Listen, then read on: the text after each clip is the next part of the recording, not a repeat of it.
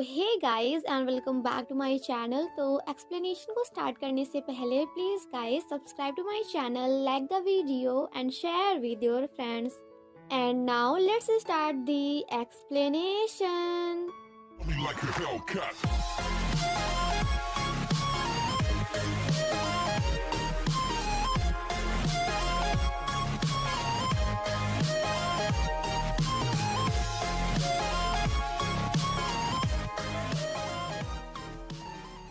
Part 3 की शुरुआत वहीं से होती है जहां अन्ना चिल्ला चिल्ला कर केटू से कह रही होती है कि तुम प्लीज उसे शूट कर दो।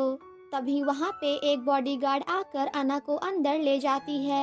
ये सब देखकर केटू कम्प्लीटली शॉक्ड हो जाता है और अपने आप से कहता है कि यार ये पागल वागल है क्या। केटू यूजिन से कहता है कि अच्छा तो मेरे अलावा यहाँ पे और लोग भी हैं जो तुम्हें मारना चाहते हैं।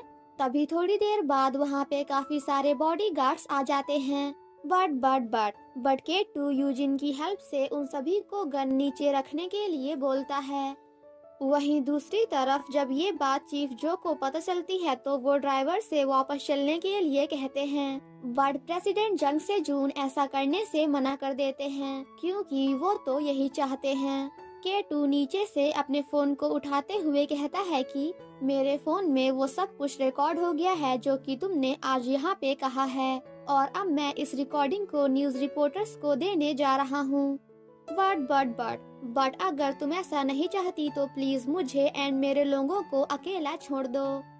और वैसे तुम दोनों को क्या लगता है कि अगर तुम दोनों मुझे मार भी दोगे तो क्या यहाँ पे कोई और नहीं है जो मेरे इस रिकॉर्डिंग को न्यूज रिपोर्टर्स तक पहुँचा देगा। इसका मतलब ये कि मैंने इस रिकॉर्डिंग को ऑलरेडी किसी को सेंड कर दिया है। और अगर तुम दोनों को मेरी बातों पर भरोसा नहीं है तो रुको जरा, सब्र करो क्योंकि भरोसा अभी हो जाएगा। जिसके बाद केटू जाकर अपने फोन को माइक्रोवेव में डालकर उसे वहीं पे ब्लास्ट कर देता है। वहीं दूसरी तरफ प्रेसिडेंट जंग से जून चीफ जो से कहते हैं कि क्या आपको ऐसा नहीं लगता है कि आपको मेरी वाइफ की जगह मुझे प्रोटेक्ट करना चाहिए और अगर हम घर वापस जाएंगे तो फिर हम दोनों भी फंस सकते हैं। तो जिस पर चीफ जो कहते हैं कि बट मैं तो आपसे उसी प्रॉमिस को पूरा करने जा रहा हूँ जो कि मैंने आपसे किया था, बिकॉज अभी आपकी बेटी मतलब कि अन्ना भी उसी घर में है। वहीं दूसरी तरफ केटू यूजिन को कार चलाने के लिए बोलता है। यूजिन केटू से कहती है कि अच्छा चलो बताओ कि तुम्हें ये सब बंद करने के लिए कितने पैसे चाहिए, क्योंकि इस दुनिया में ऐसी कोई भी चीज नहीं है जो पैसे से खरीदी ना जा सके। जिसे सुनकर केटू वॉज लाइक रियली, अच्छा तो तुम बताओ कि तुम्हारी क्या कीमत है। अगर मैं तुम्हारे हस्बैंड से कहूँ कि मैं तुम्हें या फिर तुम्हारी प्रॉपर्टी में से किसी एक चीज को बेचना चाहता हूँ तो तुम्हें क्या लगता है कि तुम्हारा हस्बैंड तुम्हें चुनेगा या फिर तुम्हारी प्रॉपर्टी को। अन्ना जब रूम में होती है तभी वहाँ पे उसके डैड प्रेसिडेंट जंग से जून भी आ जाते हैं, जिन्हें देखकर वो फिर से अंदर चली जाती है क्योंकि उसे ऐसा लग रहा था कि शायद उसके डैड उससे मिलने आए। बट अन्ना के डैड ऐसा नहीं करते बल्कि चुपचाप वहाँ से चले जाते हैं, जिसे देखकर अन्ना को काफी ज्यादा बुरा लगता है। वहीं दूसरी तरफ यूजिन एंड केटू को कुछ लोग बाइक से फॉलो कर रहे थे एंड आफ्टर दैट वो अपने टैबलेट की हेल्प से उनके कार को भी हैक कर लेते हैं। केटू जब उन लोगों को शूट करने की कोशिश करता है तो यूजिन उससे कहती है कि तुम ऐसा नहीं कर सकते बिकॉज मेरे कार की सभी ग्लासेस बुलेट प्रूफ हैं। आफ्टर दैट केटू यूजिन से कहता है कि प्लीज तुम साइड चलो और कार मुझे चलाने दो। वो सभी जब भाग रहे होते हैं तो यहाँ हमें हमारे केटू के थोड़े बहुत एक्शन सीन्स भी देखने को मिलते हैं।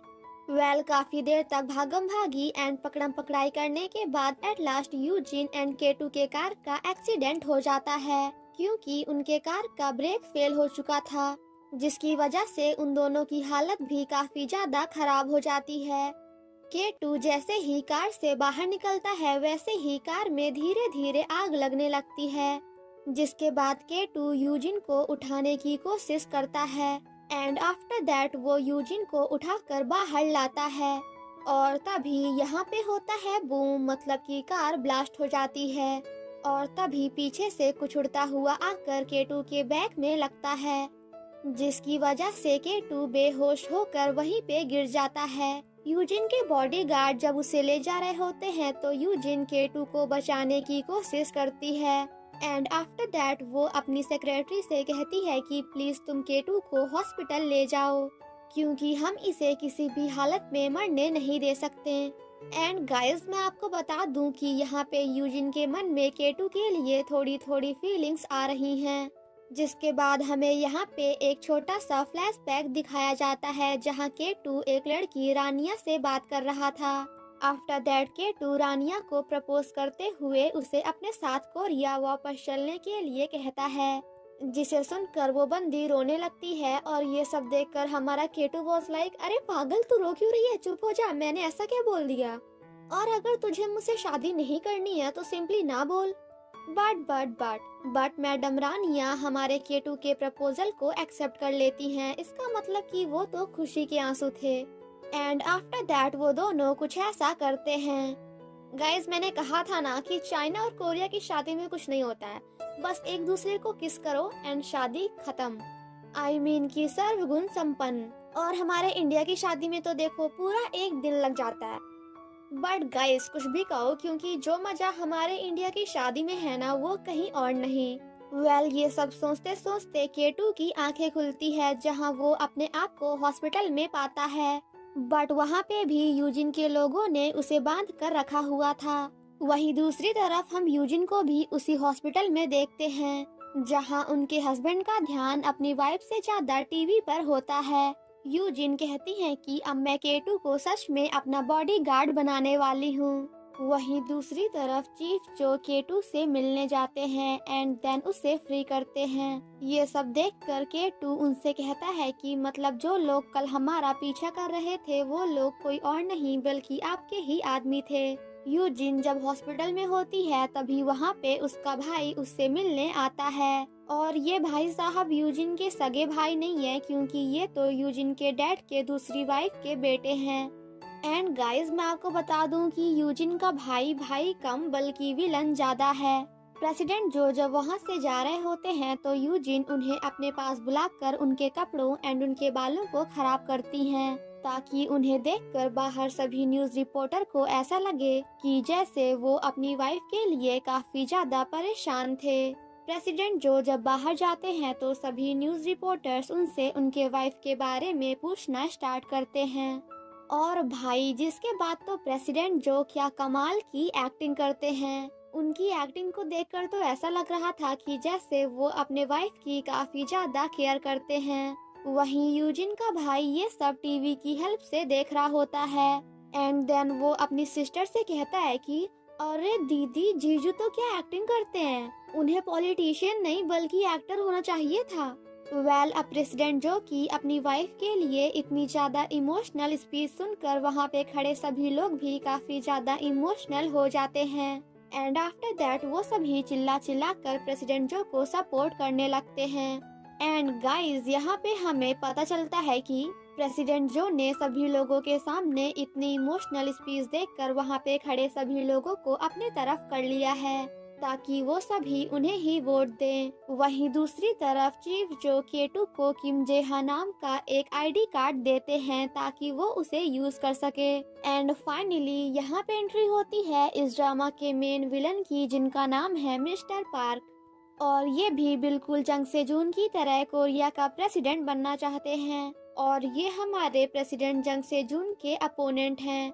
देन अगेन हम चीफ जो को देखते हैं जो कि केटू को यूजिन का पर्सनल बॉडीगार्ड बनने के लिए बोलते हैं, जिसे सुनकर हमारा केटू was like what bodyguard and then वो इस जॉब को करने से मना कर देता है।